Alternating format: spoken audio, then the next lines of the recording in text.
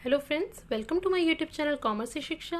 आज की इस वीडियो में हम डिस्कस करने वाले हैं पीजीटी कॉमर्स के प्रीवियस ईयर क्वेश्चन। स्टार्ट करते हैं आज की वीडियो। फर्स्ट है आपका, the earning per share is calculated by using the following formula. यानी अर्निंग पर शेयर का यहाँ पे आपसे फॉर्मूला पूछा गया है, तो क्या होता है। देखो ऑप्शंस हैं, पीबीटी अपॉन में number of shares outstanding. PBT means profit before tax. Second है प्रॉफिट आफ्टर टैक्स अपॉन में number of shares outstanding. Third है आपका डीपीएस यानी डिविडेंड पर शेयर अपॉन में मार्केट वैल्यू पर शेयर। एंड फोर्थ है dividend upon में number of shares. ठीक है, तो आप सबको पता होगा कि अर्निंग पर शेयर का फॉर्मूला होता है प्रॉफिट आफ्टर टैक्स अपॉन में number of shares outstanding, right. Next है आपका, the SEBI was constituted as a non statutory body in the year. यानी सेबी, सेबी क्या है, security exchange board of India, right. Security exchange board of India जो क्या करता है, स्टॉक मार्केट को रेगुलेट करता है, राइट। तो यहाँ आपसे पूछा गया है कि वो नॉन स्टैट्यूटरी बॉडी किस ईयर में थी। तो हमें जो इसके नाम से ईयर याद आता है वो आता है 1992, क्योंकि 1992 में वो स्टैट्यूटरी बॉडी बनी थी और मोस्टली आपको यही ईयर याद होता है। लेकिन आपसे यहाँ पूछा है नॉन स्टैट्यूटरी बॉडी, तो वो थी आपकी 1988 में। ठीक है, 1988 में सेबी क्या करती थी, सिर्फ स्टॉक मार्केट को मतलब ऑब्जर्व करती थी, उससे रिलेटेड एडवाइस गवर्नमेंट को देती थी, उससे रिलेटेड जो भी प्रॉब्लम है उसके बारे में बताती थी। बट 1992 से क्या हुआ कि सेबी को अथॉरिटी दी गई कि आप उसे रेगुलेट करोगे, अब आप अपने लेवल पर डिसीजन लोगे, राइट। तो नॉन स्टैट्यूटरी बॉडी थी वो 1988 में। आपका question number third, a private limited company can have maximum dash numbers as per the provision of the companies act 2013। यानी कंपनीज एक्ट 2013 के अकॉर्डिंग प्राइवेट लिमिटेड कंपनी में कितने मेंबर्स हो सकते हैं, मैक्सिमम। ठीक है, तो प्राइवेट लिमिटेड कंपनी में मिनिमम कितने होते हैं, 2, और मैक्सिमम होते हैं आपके 200, राइट। तो ऑप्शन 200 यहाँ करेक्ट होगा। नेक्स्ट है आपका, conversion cost is equal to the total of. Conversion cost क्या होती है, देखो रॉ मटेरियल से फिनिश्ड गुड्स तैयार करने के लिए जो भी कॉस्ट लगती है, यानी रॉ मटेरियल आपने ले लिया और उसे फिनिश्ड गुड्स आपको तैयार करना है, तो यहाँ से यहाँ जाने के लिए जो भी कॉस्ट लगती है, लेबर लगते हैं, मशीन लगती है, वो सारी कॉस्ट आपकी कन्वर्जन कॉस्ट है, क्योंकि वो रॉ मटेरियल को कन्वर्ट कर रही है फिनिश्ड गुड्स में, राइट। तो रॉ मटेरियल यानी कन्वर्जन कॉस्ट में आप रॉ मटेरियल को इंक्लूड नहीं करेंगे। ठीक है, कन्वर्जन कॉस्ट रॉ मटेरियल को एक्सक्लूड करती है, यानी रॉ मटेरियल आने के बाद जो कॉस्ट लगी उस प्रोडक्ट को फिनिश गुड्स में बनाने के लिए, वो आपकी कन्वर्जन कॉस्ट है। तो देखो यहाँ पर material cost, material cost, material cost लिखा है तीनों में, तो ये तो आपका सीधे सीधे गलत हो गया। ठीक, तो इसका राइट आंसर क्या है आपका, direct wages and factory overhead. Conversion cost किसके इक्वल होती है, जितने भी डायरेक्ट वेजेस आपके लगे and factory overhead, right. Next पर आ जाते हैं आपके, क्वेश्चन नंबर फिफ्थ है, according to Gehee and Thayer model for identifying training needs which of the following is required. यहाँ पर ये स्पेलिंग गलत है, गिही एंड यहाँ पर ऐसे है।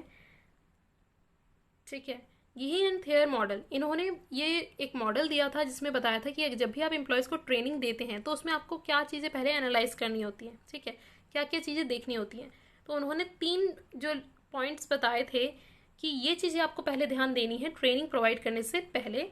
तो वो है organisational analysis, task analysis and man analysis. Organisational analysis में उन्होंने कहा कि जब भी आप ट्रेनिंग प्रोवाइड करते हो तो सबसे पहले आप ये देखो कि आपको कहाँ ट्रेनिंग प्रोवाइड करनी है। ठीक है, ऑर्गेनाइजेशन में क्या क्या मशीनरीज हैं या कि कौन सा स्पेस ऐसा है जहाँ पर आप उन्हें ट्रेनिंग प्रोवाइड कर सकते हो, किन सर्कमस्टांसेस के बीच आपको ट्रेनिंग प्रोवाइड करनी है, राइट। नेक्स्ट रहता है टास्क एनालिसिस, यानी एक एम्प्लॉय को आप क्या टास्क देने वाले हो। ठीक है, आपने एम्प्लॉयज़ बहुत सारे पॉइंट किए, उन्हें पर्टिकुलर एक टास्क दिया, तो उसके अकॉर्डिंग आप ट्रेनिंग डिसाइड करोगे कि हाँ ये टास्क, ये ड्यूटीज़ पर्सन को परफॉर्म करनी है, तो इसके अकॉर्डिंग हमारी ड्यूटी होनी चाहिए। तो यहाँ पर आपने क्या किया, वर्क एनालिसिस किया, टास्क को एनालाइज किया कि ये काम हमें इस एम्प्लॉय से कराना है, तो इससे रिलेटेड इसे ट्रेनिंग देनी है।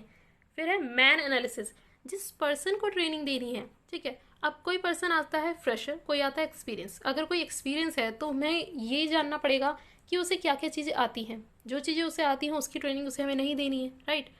तो ये चीज़ एनालाइज करने के लिए हमें उस मैन को एनालाइज करना पड़ेगा कि ये फ्रेशर है, एक्सपीरियंस है, और अगर एक्सपीरियंस है तो इसे क्या क्या आता है, राइट। तो यही 3 उन्होंने पॉइंट बताए थे और ये 3 ही इसमें इंक्लूड हैं। तो राइट आंसर क्या हो जाएगा आपका, ऑल ऑफ दी अबव। ठीक है, नेक्स्ट है आपका, which of the following is not a feature of partnership organisation. Partnership organisation का फीचर में से कौन सा नहीं है, देखो पहला ऑप्शन है लिमिटेड लाइबिलिटी, तो इसका आंसर तो पहला ही सही हो जाता है कि पार्टनरशिप में क्या थी, कोई सा भी पार्टनर हो अनलिमिटेड लाइबिलिटी ही होगी, ठीक है, सबकी अनलिमिटेड लायबिलिटी होती है। ठीक, तो लिमिटेड लायबिलिटी इसका फीचर नहीं है, यही आपका राइट आंसर है, लिमिटेड लायबिलिटी, क्योंकि ये इसका फीचर नहीं है। राइट, नेक्स्ट पर आते हैं, विच of the following is not a feature of sole proprietorship.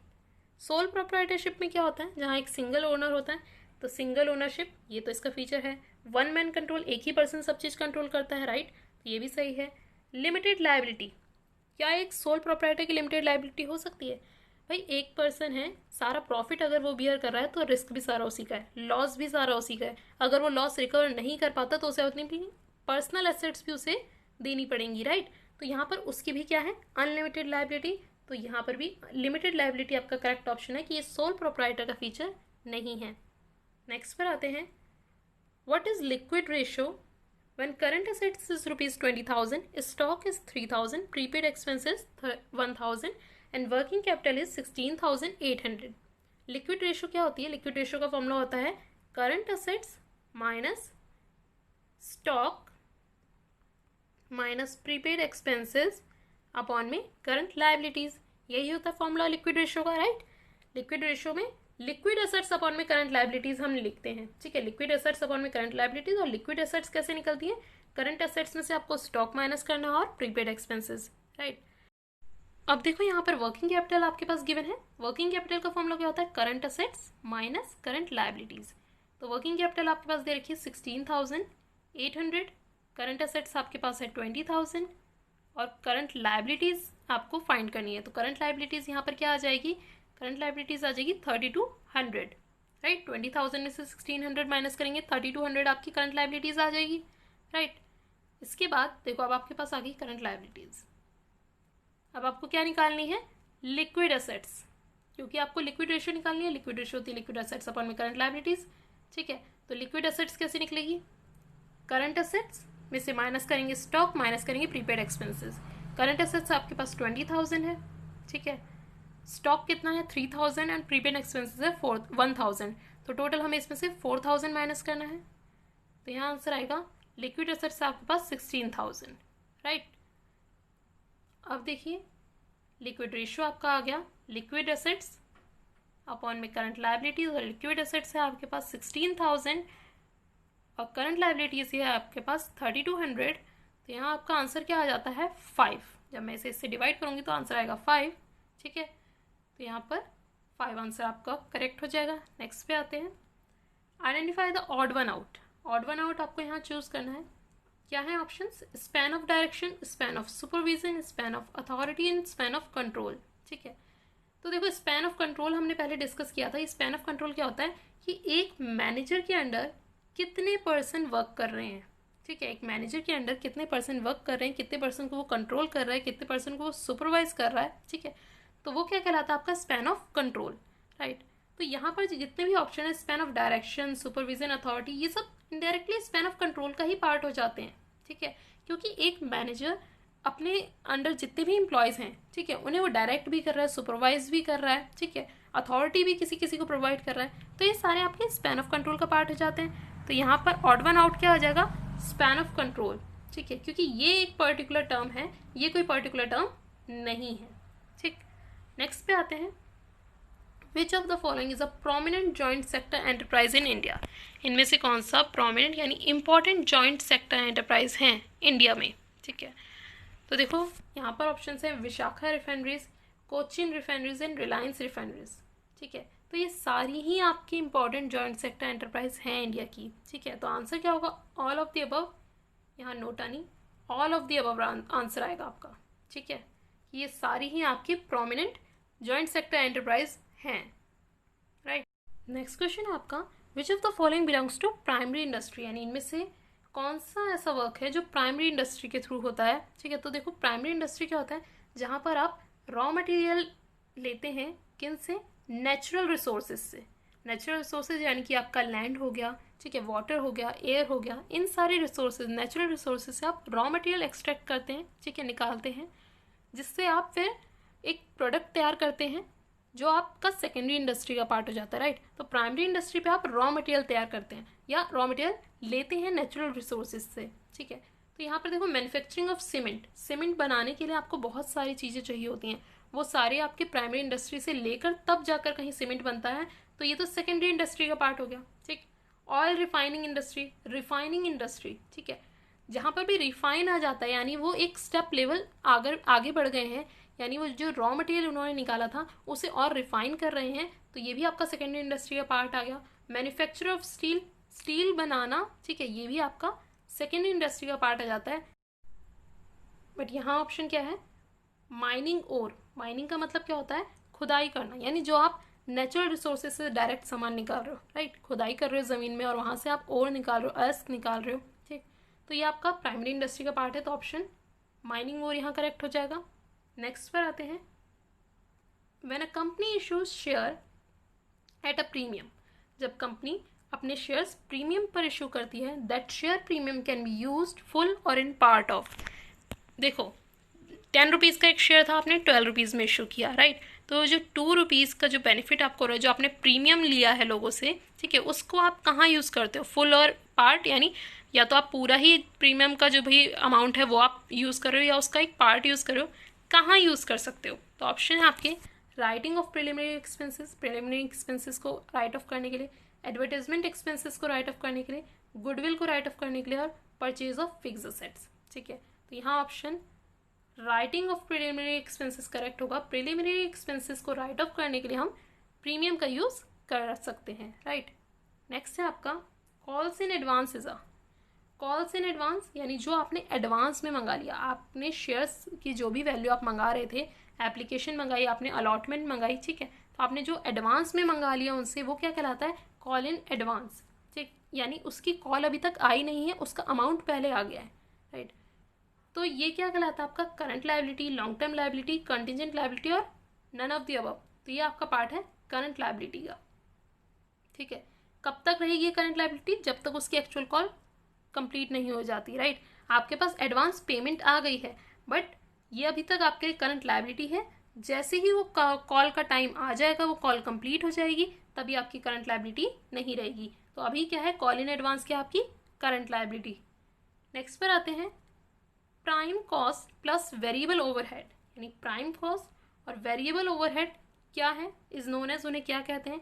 तो देखो ये भी एक फॉर्मूला है, कहीं पर वो डायरेक्ट फॉर्मूला पूछ रहे हैं, कहीं पर इन्होंने फॉर्मूला लिख दिया और आपसे पूछ रहे हैं किसका फॉर्मूला है। ठीक है, तो मार्जिनल कॉस्ट का फॉर्मूला होता है prime cost plus variable overhead. ठीक है, प्लस वेरिएबल ओवरहेड, तो ये आपका मार्जिनल कॉस्ट का फॉर्मूला है, तो मार्जिनल कॉस्ट यहाँ सही आंसर हो जाएगा।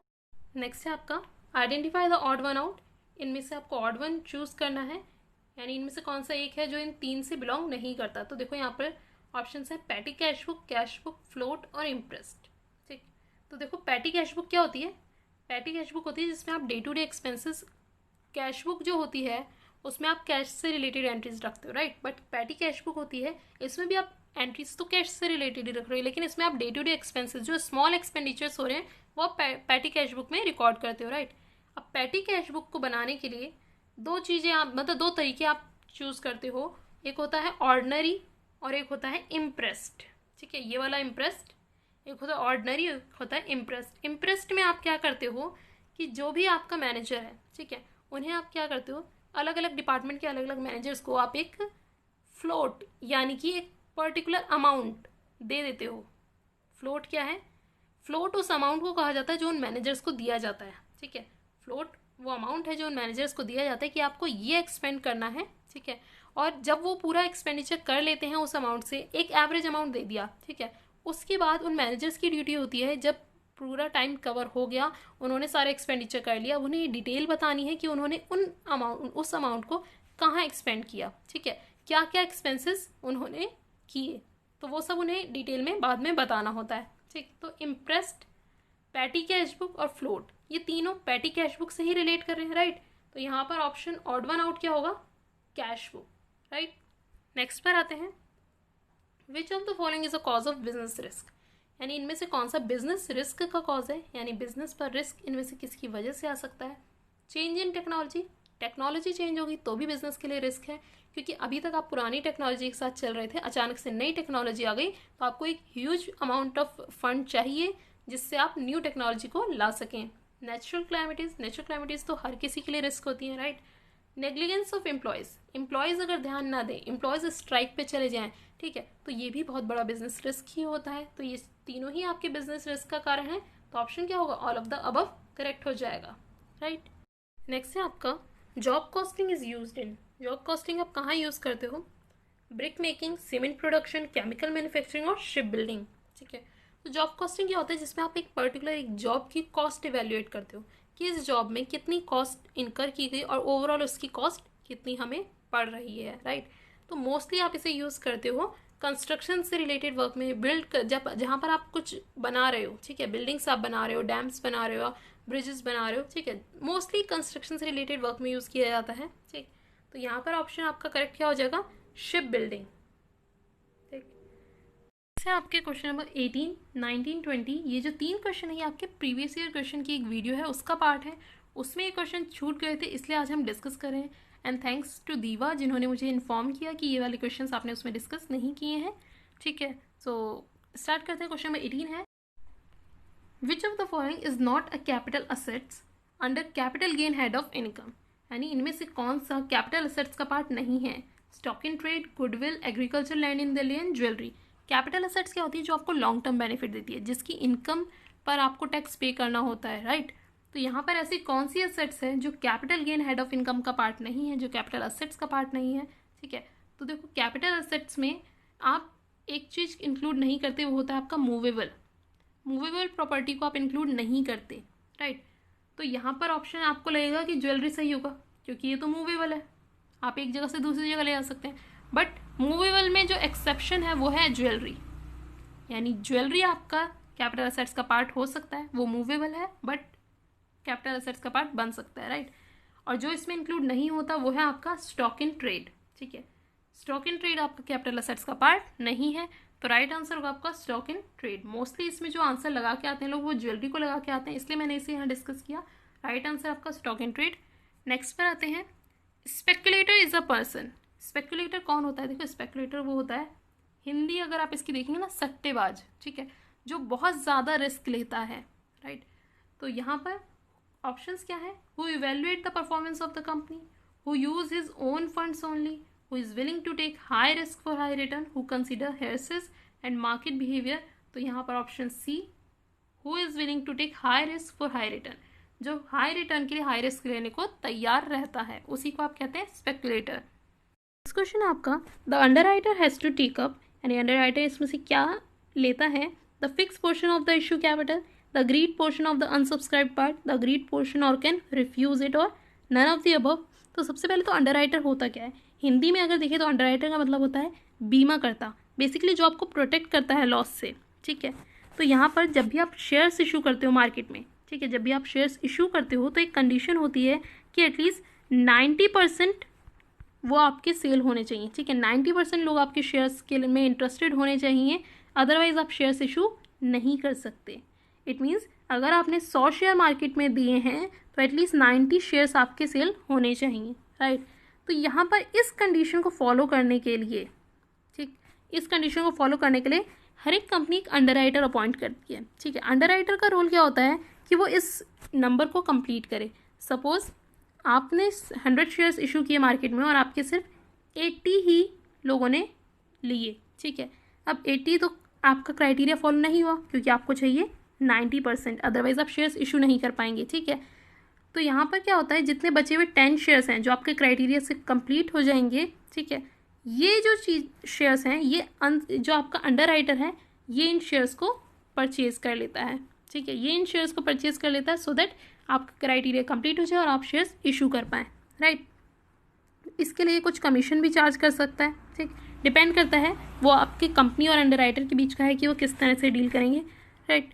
तो यहाँ पर ऑप्शन क्या है कि वो क्या ले रहा है, तो ऑप्शन देखो यहाँ, the agreed portion of the unsubscribe part, यानी जो अनसब्सक्राइब पार्ट है जिसे लोगों ने नहीं लिया, 100 में से 80 लोगों ने लिए, 20 नहीं लिए, तो ये आपका अनसब्सक्राइब पार्ट है, इसे किसी ने नहीं लिया, ठीक है। और उसमें से भी उसने कितने लिए, 10, जितना एग्रीड पोर्शन है, ठीक है।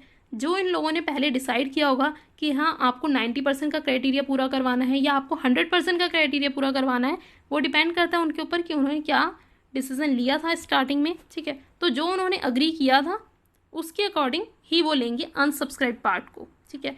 Agreed portion of the unsubscribe part, तो यही आपका करेक्ट आंसर हो जाएगा, ठीक। ये थे आज के 20 क्वेश्चन।